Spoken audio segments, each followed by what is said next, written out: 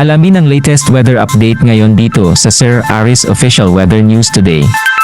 At makikita nga natin, southwest monsoon o habagat pa rin ang nakakaapekto sa malaking bahagi ng Luzon na magdadala ng mga pag-ulan, lalong-lalo na sa may Ilocos Region, Cordillera, gayon din po sa may bahagi ng Cagayan Valley Region.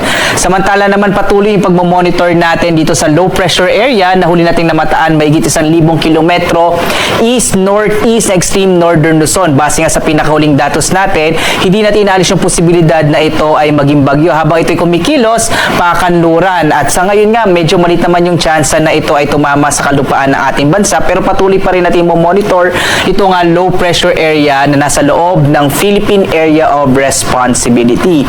Sa nalabing bahagi ng ating bansa, dito sa nalabing bahagi ng Luzon, kasama na yung kamay nila, inaasa natin medyo maulap na panahon, habang sa Visayas, Mindanao, ngayon sa may area ng Palawan, inaasa natin generally fair weather po tayo ngayon dito sa may area na ito ng ating bansa, pero posible pa rin yung mga isolated rain showers and thunderstorms. Muli, inuulit ko, no, dito sa may bahagi ng Northern Luzon, malaki yung chance ng mga pag-ulan dulot ng southwest monsoon o habagat.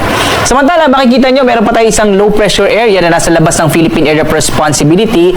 Halos 3,000 kilometro pa ito silangan ng Eastern Visayas. At sa nakikita natin, posible itong maging bagyo, bagamat hindi tinalis yung posibilidad na ito'y pumasok ng Philippine Area of Responsibility. Again, base din sa mga pinakahuling datos natin, kikilos ito pahilagang kanluran at posibleng mapalakas ito yung habagat sa pagtatapos ng linggo ito, bandang araw ng Huwebes o Biyernes, posible na medyo maging maulan sa may area ng Visayas at ng Mindanao. Muli, magbibigay po tayo ng update dito sa mga binabantayan natin na iba't ibang mga weather systems dito sa ating bansa.